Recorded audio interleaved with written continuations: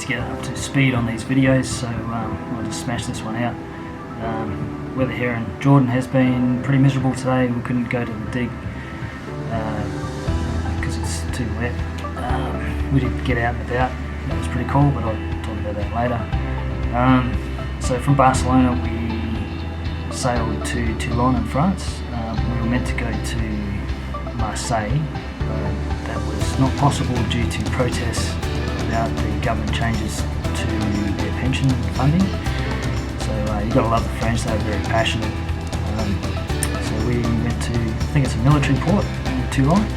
There's a lot of naval vessels there from the French Navy. It's quite impressive. Even there were protests. They were actually quite fun. It was more of a festival atmosphere. Yeah, I like their style, you know. They didn't like something their government was doing, and they're doing something about it. They're letting the world know that they really aren't happy. So yep, a great deal of respect for that. They were quite fun. Spoke to a couple of people in the crowd who could speak English. Yeah, they tried to sign me up for the Communist Party of France, so that was quite funny. From there we sailed to Genoa,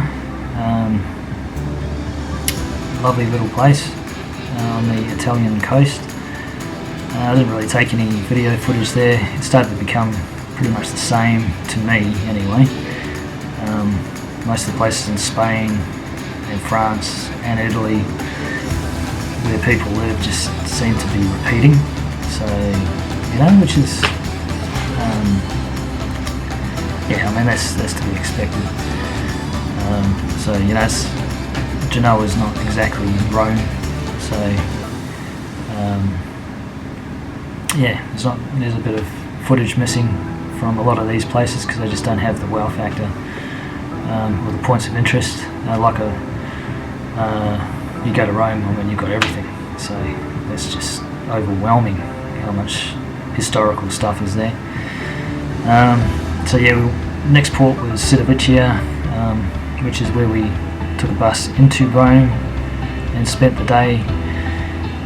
There is no way that 5 or 6 hours is going to cut it in a place like that. So really it was just a taster. Overwhelming the amount of history that is there, which is true of so many other places in the world. From Civitavecchia we went to Palermo. Palermo is fascinating. I hiked up to the Capuchin catacombs. It's pretty bizarre, well worth a look, fairly morbid. They were mummifying people for hundreds of years and lining them along the walls of this catacomb underneath a church.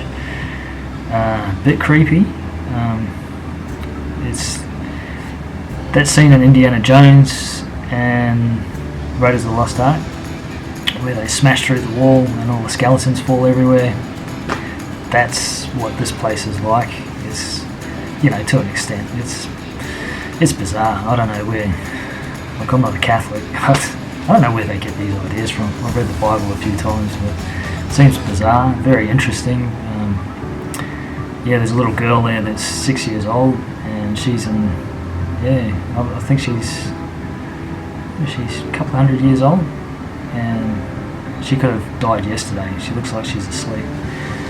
So yeah, it's worth a look. And from there we went to Malta, and that was really great. Love Malta, beautiful island. There's a lot of stuff that really interests me. I mean, I'm here doing this archaeological dig because I like, well, primarily biblical history, but all this stuff is interrelated. We went to a place, what are you called? Hagar Quim, which is a Neolithic site, megalithic site. It is astounding. You know, one of the stones there is 20 tons. It's over 6 meters wide. People have got to cut these things and then put them in place, and the mind boggles how these guys did this. There's obviously an explanation. I know I've been to the Temple Mount in Jerusalem, and there's a 200-ton carved stone in the Herodian portion of that, underneath the Wailing Wall. And I mean, I don't know how they do it, but they did it.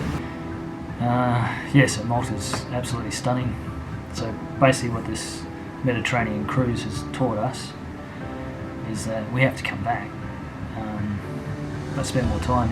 3 days in Rome would probably be okay, but we don't even look at the Vatican.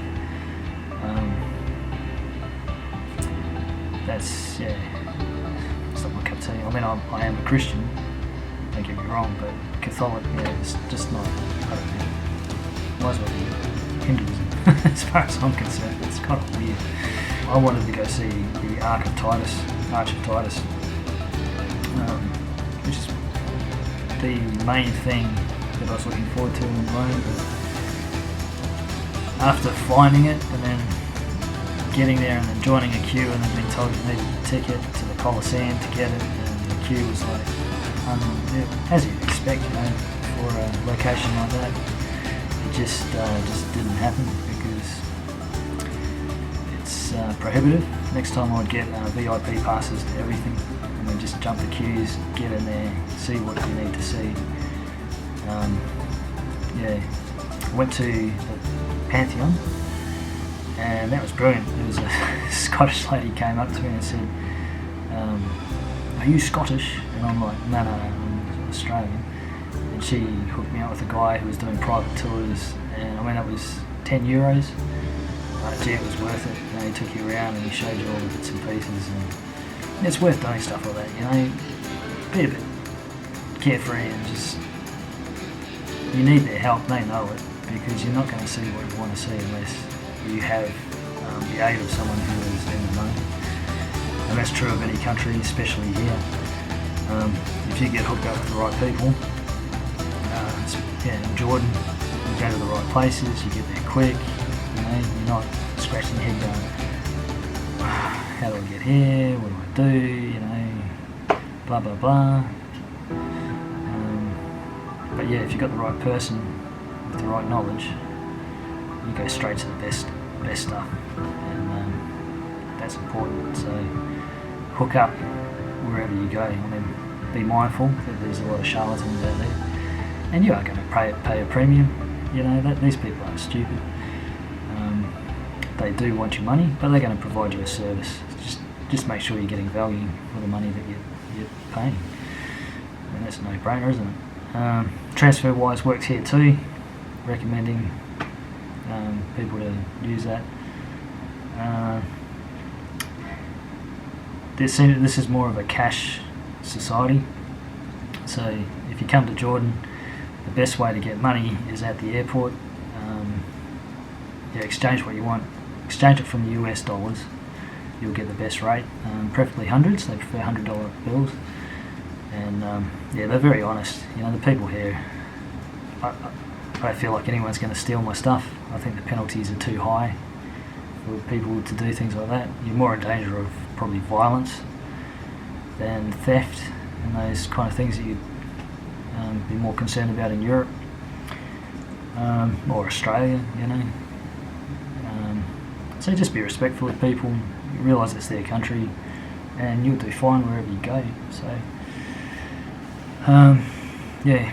but get in with the right people, or else you spend time. There's one guy here who's just been in his room every day other than the dig days, and what a waste of time,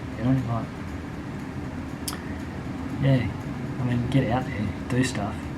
They took us to Mount Nebo yesterday because it was raining and stuff. They didn't want us to get out of the bus. They said take the photos in the stairwell of the bus. It's like, mate, it's 50 metres over there, I'm going. And they were fine with that. So in the end, most of the bus came up, and that was the best thing ever. The stand where Moses stood and look over the Jordan Valley, you can see Jerusalem, you can see all sorts of things from there. It's spectacular. It's not a high mountain as in above sea level, but it's sitting right above the lowest point on Earth. So, you know, it has this feel of extreme elevation. It's pretty cool. It is nowhere else in the world, honestly. Anyway, take care. Yeah, I'll just keep smashing these out and do what I can do until I'm caught up, and then I can give you better quality, I think. That's the other thing. These videos, man, it's too hard. I've got all these grand plans, I've got all this stuff that I can do. I don't have time. I don't have the energy, you know, because I'm doing some pretty serious physical manual labour here. And then when I'm not, we're out there running around looking at stuff. I mean, Petra the other day, that was fantastic, but man, you've got to be fit. You know, we hiked it up a mountain and back down in 4 hours.